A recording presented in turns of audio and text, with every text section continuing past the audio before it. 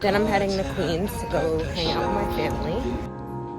You ain't that bad when no one knows it's on. I thought that you would need some help from me. But mama, They close at 8 p.m., so I could always go back.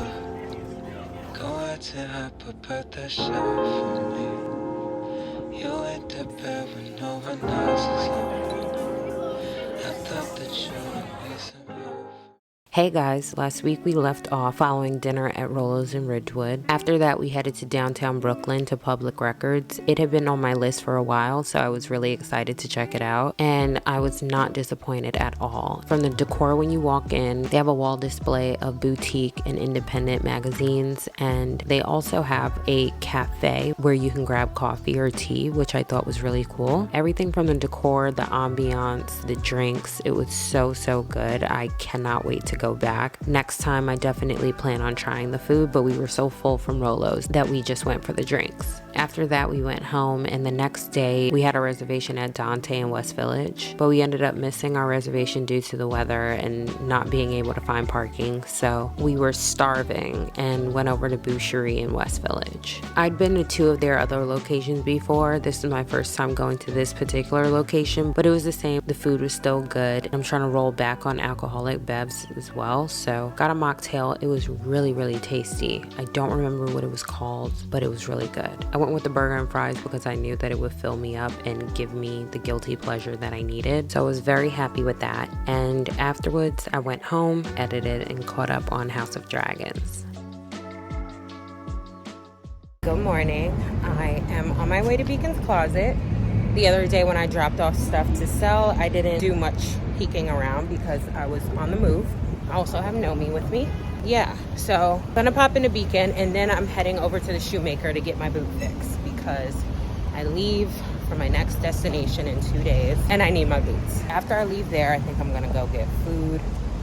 I don't know what I want yet, what I have a taste for, so gonna try to figure that out. Why am I walking this way? I walked the complete wrong way. Then I'm heading to Queens to go hang out with my family. I'm gonna hang out with them today. Today is Monday, and then I'm gonna hang with them again on Wednesday. So I'm gonna go over there, hang out, have dinner, and just catch up. I just wanted to check in on this lovely fall day here in New York and take you guys along with me. I see how feeling me, what you trying to do, I guess we'll see, waiting for you to tell me that you want me back. I love vintage shopping in New York, but I have to say that some of these stores are just getting out of pocket with their prices. I don't know if it's a matter of inflation or competition, but it's so disheartening. I remember when I can go to a thrift store, spend $50 and go home with a bag of gems. That simply just isn't the case anymore. I don't think that a vintage t-shirt should cost $160. I just think it's ridiculous. It's worn, clearly worn, and I just don't get it. I don't get why we're doing that. Like, why are we doing that? I walked over to drop my boot off to get my heel fixed, and then went to Land to Sea to grab a matcha and a mini bolo bao because I'm obsessed. It's so good. So good. If you're in the area, pop in, grab one. It's the best pastry ever.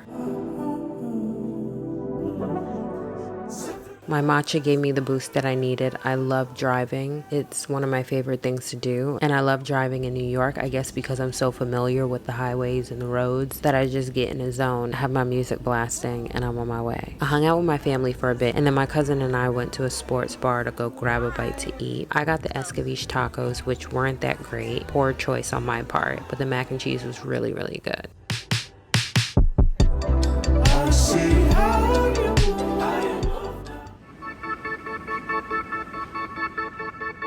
the more I get older, the more shit that used to make me feel bad or used to make me feel scared doesn't, right?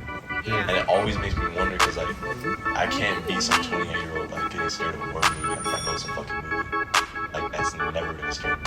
You know? Yeah. The dark light is not. We went to the MoMA design store, and they did not have the sweatshirt that I wanted. Well, they had it, but they only had one left in an extra large. it was ginormous. So gonna have to try to get that online. And right now we're walking to the L train so that we can head into Bushwick. I'm meeting a friend for dinner, but I want to pop into Beacon's Closet, Bushwick first. Hopefully I can find a few things within an hour or so. The reservation is for 5:15. They close at 8 p.m. so I could always go back too, but we'll see. Damn, my girl a diva. Fuck, it's hard to keep up. Petty shit, I'm over. Pocket full of closure. I keep my composure. Red like it's October.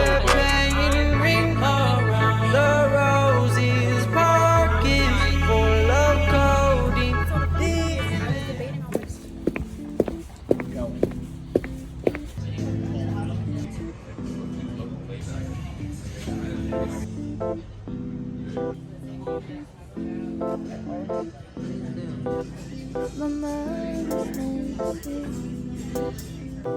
just like my heart. Been lost for such a long time. I don't remember who I was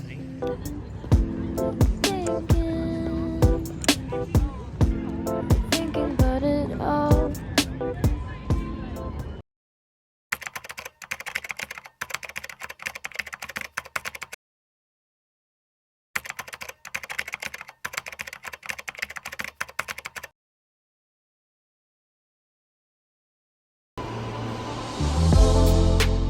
I have to admit that I didn't realize how much I truly miss this place or how madly in love I am with this place until I abandoned it for 8 months. The convenience of the city, seeing loved ones for the first time in a long time, being back behind the wheel at my own leisure, having a good cup of matcha, seeing new places, trying new things, going to my favorite haunts, the art scene. I've missed waking up and trekking to the galleries and the museums. It's like my world lit up in a way I remembered and evoked in me feelings I haven't felt about this city in a really long time. If you're new here, hi, I'm Manisha, and the Cliff Notes version recap is that in January of this year, I quit my fintech job and moved from my hometown of New York to Los Angeles, California. Not only to live out a long-standing childhood dream, but to also shake things up a bit, push myself to new heights, but at a kinder pace. In a way, I feel like I had to move away in order to return and discover a newfound appreciation for everything New York is and has to offer. While I love both cities for different reasons, and having had my expectations exceeded living on the West Coast, being back here made me realize what I've missed most is the vibrance of the city. How electric I feel by merely walking the streets. There's people everywhere. Unlike LA, where it can feel more desolate and there aren't as many people walking the streets because everyone drives, but in New York, there's something happening at the turn of every corner. It is my belief that this city is the very definition of what it means to feel alive.